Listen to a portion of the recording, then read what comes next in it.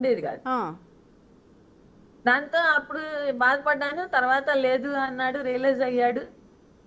తర్వాత సరగసిలో బాబు పుట్టాడండి. తర్వాత మ్హూ, బాబు పుట్టిన తర్వాత కూడా నాకు ఒక్కొక్క ఇన్సిడెంట్ తెలుస్తూ వచ్చినాయి మేడం. బాబు చిన్న ఏజ్ లో కూడా కొన్ని ఇన్సిడెంట్స్ ఇలా ఆడవాళ్ళకి ఒంటి మీద షర్ట్స్ లేకుండా వాట్సాప్ లో ఫొటోస్ పంపడం అలాంటివి చూశాను మేడం. హ్మ్, చూసి క్వశ్చన్ చేశాను. క్వశ్చన్ చేసినప్పుడు ఒక్కొక్కసారి ఏమో లేదు లేదు ఇంకోసారి తప్పు చేయను అని కాళ్ళు పట్టుకునేవాడు. మ్హూ, ఇంకా తర్వాత తర్వాత ఎలా తయారైందంటే మేడం, నాకు డబ్బు ఉంది, నేను డబ్బు సంపాదిస్తున్నాను, నేను ఒక మంచి పొజిషన్ లో ఉన్నాను, హ్మ్, నువ్వు నన్ను ఏం చేయగలవు, ఓకే. నువ్వు నన్ను ఏం చేయలేవు, నా కాళ్ళ కింద పడి ఉంటాను తప్ప నన్నేం చేయలేవు నువ్వు అనే స్టేజ్. మీ వాయిస్ వినిపించట్లేదండి అనసూయ రాణి గారు. హలో. ఇప్పుడు వినపడుతుంది. యా యా ఇప్పుడు వినిపిస్తుంది. ఓకే. హలో. మీరు క్వశ్చన్ చేసినప్పుడల్లా తను కాళ్ళు పట్టుకునేవాడు. ఆ తర్వాత ఒక పొజిషన్కి వచ్చాక అసలు ఇంకా లెక్క చేయటమే మానేశాడు. అసలు మీరేమన్నా పట్టించుకోలేదు. ఏమన్నా పట్టించుకోలేదు మేడం. హా, పిల్లలు పెద్దవాళ్ళు అవుతున్నారు, ఇంకా ఇట్లాంటి అలవాట్లు ఇవి మంచి పద్ధతి కాదని నంబర్ ఆఫ్ టైమ్స్ చెప్పాను మేడం. హ్మ్, ఇంకా కర్నూలుకి తర్వాత డిఐజీగా ప్రమోషన్ వచ్చి వెళ్ళాడు మేడం. హ్మ్. అక్కడికి వెళ్ళిన దగ్గర నుంచి అసలు ఇది ఇంకా మరి పీక్స్.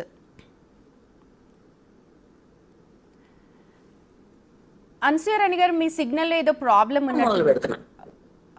లేదు మేడం, వేరే కాల్ వస్తుంది నాకు, దాంతో ఇదవుతుంది. అచ్చా, ఓకే.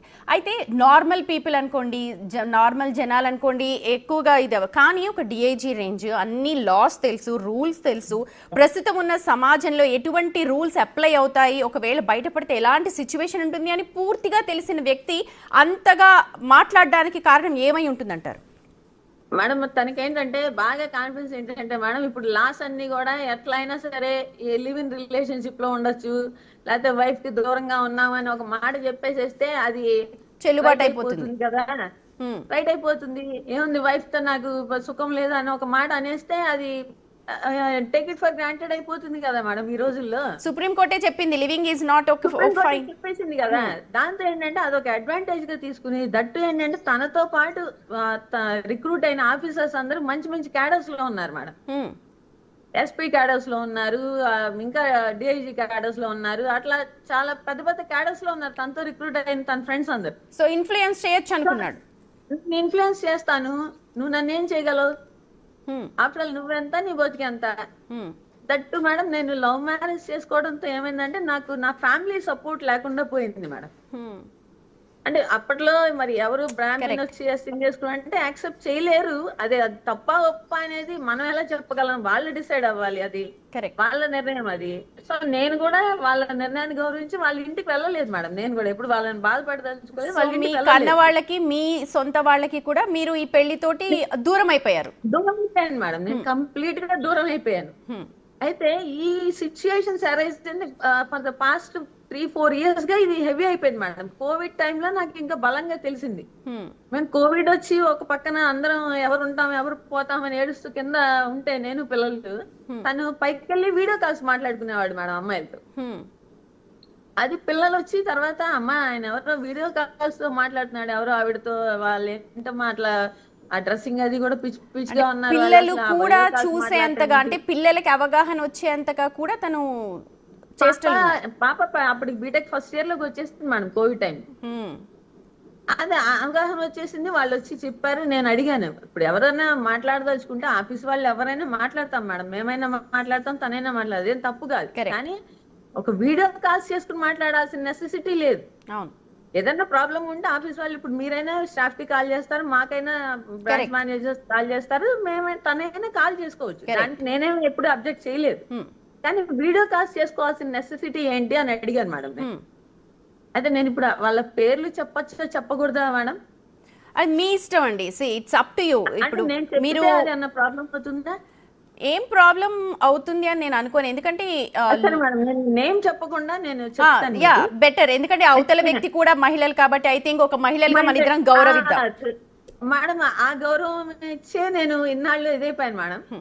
తన అనంతపురంలో డెప్యుటేషన్కి వెళ్ళినప్పుడు ఒక అమ్మాయితో ఇట్లాగే రిలేషన్ లోకి వెళ్తే నేను ఆ సంగతి వీడియో కాల్స్ మాట్లాడుతున్నాడు అన్న సంగతి తెలిసి నేను క్వశ్చన్ చేశాను. చేస్తే అవును నన్ను చూడాలనే చేసింది, నీకేంటి అన్నాడు మేడం. హ్మ్. అదే నిన్ను చూడాలనుకుని వీడియో కాల్ చేయడం ఏంటి, ఆ అమ్మాయి ఎవరు అసలు నిన్ను చూడాలనుకుని వీడియో కాల్ చేయడానికి, మేముంటే ఇక్కడ ఫ్యామిలీ ఇక్కడ ఉన్నప్పుడు ఆవిడ ఎవరు అని అడిగితే, నా ఇష్టం, హ్మ్. నేను తన్ని మ్యారేజ్ చేసుకోవాలనుకుంటున్నాను, నువ్వు నాకు డైవర్స్ ఇచ్చేసే అన్నాడు మేడం. ఓకే. డైవర్స్ ఇచ్చేసే అంటే అదేంటి అసలు పిల్లలు ఇద్దరు ఉన్నారు, డైవర్స్ ఇచ్చేసే అని ఒక ఉత్తమ మాట మాట్లాడేస్తావేంటి అంటే, గబగబా అంటే తనకేంటంటే మేడం ఈ రిజిస్ట్రేషన్ పేపర్స్ అవన్నీ రాయడం అలవాటు కదా బాగా. అవును. అవును. గబగబా ఒక డాక్యుమెంటేషన్ రాసుకుని వచ్చేసాడు మేడం, పైకి వెళ్ళి ఒక డివోర్స్ కి సంబంధించినవన్నీ డాక్యుమెంట్ చేసుకొచ్చేసారా? డైవర్స్ మ్యూచువల్ అండ్ కన్సెంట్ తో అట, డైవర్స్ కూడా విడిపోవాలి. కాదు మేడం, డైవర్స్ కూడా కాదు madam, just on stamp paper అట, mutual consent. I'm allowing you to remarry అని చెప్పి ఇచ్చేసేస్తే నాకు ఒక 25,000 మెయింటెనెన్స్ ఇస్తాడట మంత్లీ. ఎవ్రీ వీకెండ్ పిల్లల్ని చూడటానికి నన్ను చూడటానికి మామూలు యాజ్ యూజువల్ తను ఎలా అయితే జాబ్కి వెళ్ళి వీకెండ్ వస్తాడో అలాగే వస్తాడట. బయటకి ఎవరికి చెప్పకూడదట నేను ఆ మాటని. ఆ స్టాంప్ పేపర్ మీద ఉంటుందంటే తను మాత్రం వేరే ఆమె పెళ్లి చేసుకుని వారం అంతా అక్కడ ఉంటాడట, వీకెండ్ మా దగ్గరికి వస్తాడట. నేను చెప్పాను అప్పుడు ఎలా నేను వైఫ్ ని ఎలా అవుతాను, అప్పుడు వన్స్ నేను సైన్ చేసింది అత్త నీకు, నేను అప్పుడు ఎవరు చెప్పినట్టు sorry to use this word మా, నేను ఆ అమ్మాయి వైఫ్ అవుతుంది, నేను కీప్ అవుతాను, కాబట్టి నేను అసలు దానికి యాక్సెప్ట్ చేయను.